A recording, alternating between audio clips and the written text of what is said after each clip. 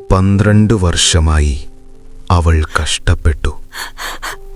ചികിത്സയില്ലാതെ, ആശ്വാസമില്ലാതെ, പ്രതീക്ഷയില്ലാതെ അവൾക്കുള്ളതെല്ലാം ചെലവഴിച്ചു. എന്നിട്ടും അവളുടെ അവസ്ഥ കൂടുതൽ വഷളായിക്കൊണ്ടിരുന്നു. സമൂഹത്തിന്റെ ദൃഷ്ടിയിൽ അവൾ അശുദ്ധയായിരുന്നു. പക്ഷേ പിന്നെ അവൾ യേശുവിനെക്കുറിച്ച് കേട്ടു. യേശു വരുന്നു, അവൻ രോഗികളെ സുഖപ്പെടുത്തുന്നു.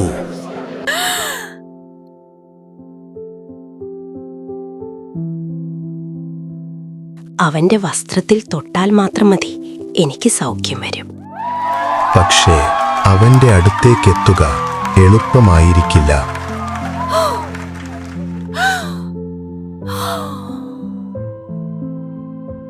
ഇവളിത് എങ്ങോട്ടാണ് ഇടിച്ചു കയറി പോകുന്നത്?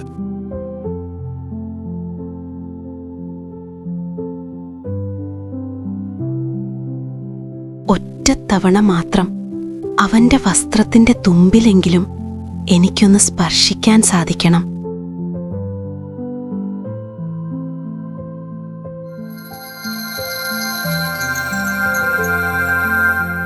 തൽക്ഷണം അവൾ സുഖം പ്രാപിച്ചു.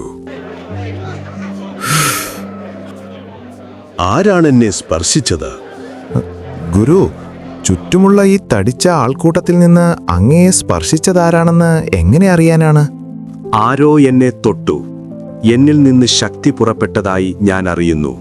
അധിക നേരം ആൾക്കൂട്ടത്തിനിടയിൽ ഒളിച്ചു നിൽക്കാൻ കഴിയില്ല എന്നവൾക്കറിയാമായിരുന്നു. കർത്താവേ, അത് ഞാനായിരുന്നു.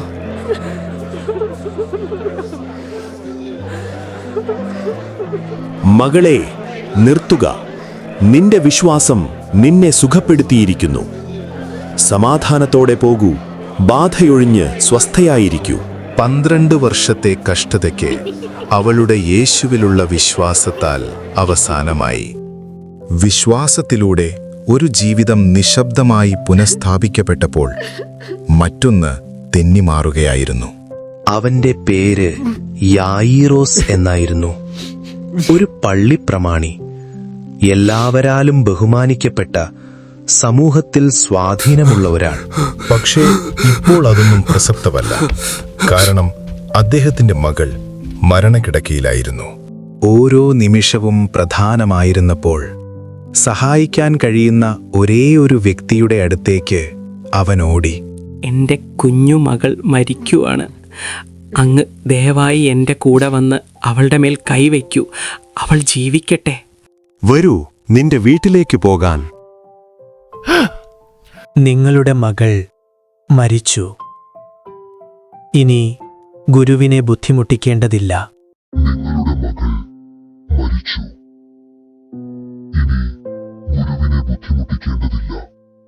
ഭയപ്പെടേണ്ട, വിശ്വസിക്കുക മാത്രം ചെയ്യുക.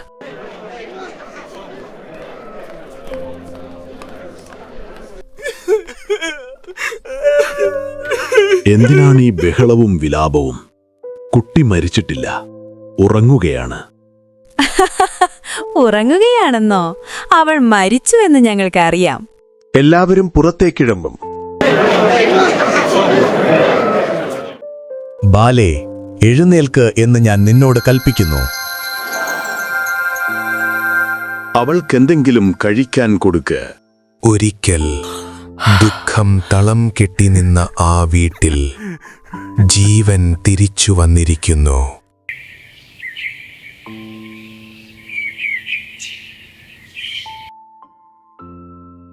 റബ്ബി, യോഹന്നാൻ കൊല്ലപ്പെട്ടു. അവരാഗ്രഹിച്ചതെല്ലാം അവനോട് ചെയ്തു. വരൂ, നമുക്ക് ശാന്തമായൊരിടത്തേക്ക് പോകാം. സംഭവിച്ച കാര്യം യേശു കേട്ടപ്പോൾ അദ്ദേഹം ഒരു ശാന്തമായ സ്ഥലത്തേക്ക് പിൻവാങ്ങി. പക്ഷെ അവിടെ എത്തിയപ്പോൾ നിശബ്ദതയ്ക്ക് പകരം ഒരു വലിയ ജനക്കൂട്ടം തന്നെ അവിടെ അദ്ദേഹത്തെ കാത്തിരിക്കുന്നുണ്ടായിരുന്നു. അവൻ ആ ജനക്കൂട്ടത്തെ കണ്ടു. അവരോട് അനുകമ്പ തോന്നി. അവർ ഇടയനില്ലാത്ത ആടുകളെ പോലെയാണ്. അവന്റെ ദുഃഖത്തിനും മീതെ അവൻ അനുകമ്പ തിരഞ്ഞെടുത്തു. യോഹന്നാൻ സ്നാപകന്റെ അത്ഭുതകരവും വ്യത്യസ്തവുമായ ജീവിതകഥ കാണുവാൻ ആഗ്രഹിക്കുന്നുവെങ്കിൽ വീഡിയോ ലിങ്ക് കമന്റ് ബോക്സിൽ കൊടുത്തിട്ടുണ്ട്. അവർ അവനെ അനുഗമിച്ചത് പ്രത്യാശയോടെയാണ്.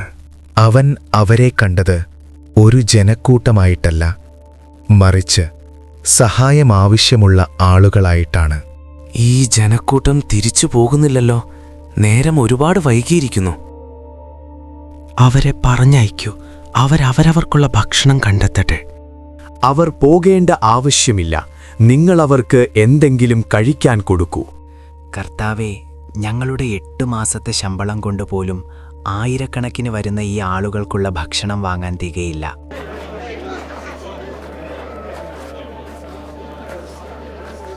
ഈ പയ്യന്റെ കയ്യിൽ 5 അപ്പവും 2 മീനും ഉണ്ട്. പക്ഷേ ഇത്രയധികം പേർക്കിടയിൽ ഇതൊന്നിനും തികയില്ല. അത് ഇങ്ങോട്ടെന്റെ അടുക്കൽ കൊണ്ടുവരുവിൻ. ആളുകളോട് ഇരിക്കാൻ പറയൂ.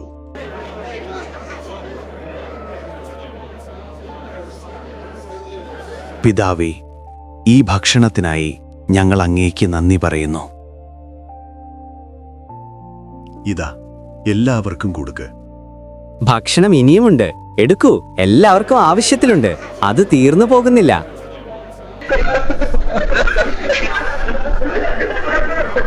ശേഷിക്കുന്ന ആപ്പകഷണങ്ങൾ ശേഖരിക്കൂ. ഒന്നും പാഴാക്കാതിരിക്കട്ടെ.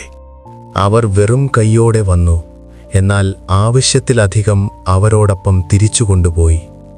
അവർ മുമ്പും അത്ഭുതങ്ങൾ കണ്ടിരിക്കാം, പക്ഷേ ഇത് വ്യത്യസ്തമായിരുന്നു.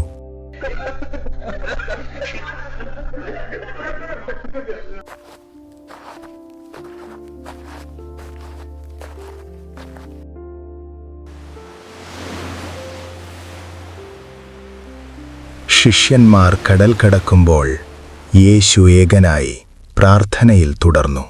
പക്ഷേ രാത്രി ശാന്തമായിരുന്നില്ല. കാറ്റ് അവർക്കെതിരായിരുന്നു. തിരമാലകൾ അവരെ കടന്നുപോകാൻ അനുവദിച്ചില്ല. നമ്മൾ എങ്ങും എത്താൻ പോകുന്നില്ല. ഈ കാറ്റ് വഞ്ചിയെ പിന്നോട്ട് വലിക്കുന്നു.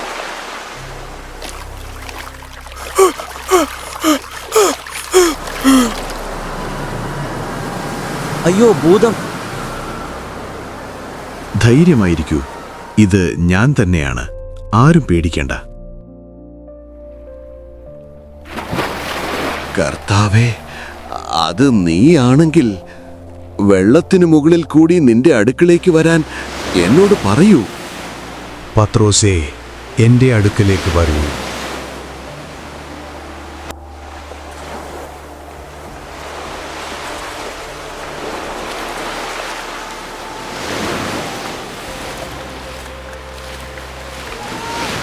കർത്താവേ, എന്നെ രക്ഷിക്കൂ.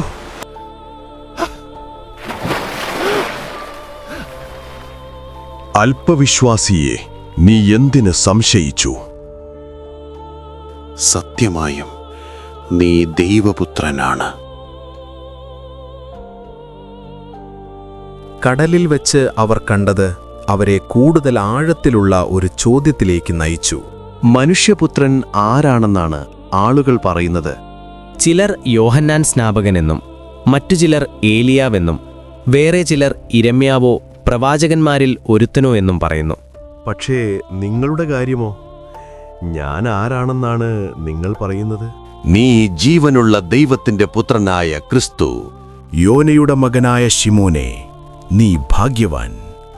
ജഡരക്തങ്ങളാലല്ല, സ്വർഗസ്ഥനായ എന്റെ പിതാവാണ് ഇത് നിനക്ക് വെളിപ്പെടുത്തിയത്. അദ്ദേഹത്തിന്റെ അത്ഭുതങ്ങൾ, അധികാരം, ശക്തി ഇവയൊക്കെ വെറുമൊരു അടയാളമായിരുന്നില്ല. അവൻ യഥാർത്ഥത്തിൽ ആരാണെന്ന് അവ വെളിപ്പെടുത്തുകയായിരുന്നു. അധികം താമസിയാതെ അവൻ അവരെ ഒറ്റയ്ക്കിരിക്കാൻ ഒരു ഉയർന്ന മലയിലേക്ക് കൊണ്ടുപോയി. അവരെന്താണ് കാണാൻ പോകുന്നതെന്ന് അവർക്കിതുവരെ അറിയില്ല. അവരുടെ കൺമുമ്പിൽ അവൻ രൂപാന്തരപ്പെട്ടു. അവന്റെ മുഖം സൂര്യനെപ്പോലെ പ്രകാശിച്ചു. അവന്റെ വസ്ത്രങ്ങൾ പ്രകാശത്താൽ തിളങ്ങി. 2 രൂപങ്ങൾ അവൻ ഇരുവശമായി പ്രത്യക്ഷപ്പെട്ട് അവനോട് സംസാരിച്ചു നിന്നു. മോശയും ഏലിയാവും. ദൈവത്തിന്റെ ന്യായപ്രമാണവും പ്രവാചകന്മാരും അവനോട് കൂടെ നിന്നു. കർത്താവേ, നാം ഇവിടെ ഇരിക്കുന്നത് നന്ന്. നിനക്ക് സമ്മതമെങ്കിൽ ഞാനിവിടെ 3 കുടിലുണ്ടാക്കാം. ഒന്ന് നിനക്കും, ഒന്ന് മോശയ്ക്കും, ഒന്ന് ഏലിയാവിനും. അവൻ സംസാരിച്ചുകൊണ്ടിരിക്കുമ്പോൾ തന്നെ മഹത്വത്തിന്റെ ഒരു മേഘം അവരെ മൂടി. ഇവൻ എന്റെ പ്രിയപുത്രൻ, ഇവൻകിൽ ഞാൻ പ്രസാദിക്കുന്നു, ഇവനു ചെവികൊടുപ്പിൻ. ശിഷ്യന്മാർ അത് കേട്ടിട്ട് ഭയപ്പെട്ട് നിലത്ത് കവിണ്ണു വീണു. എഴുന്നേൽപ്പീൻ, ഭയപ്പെടേണ്ട.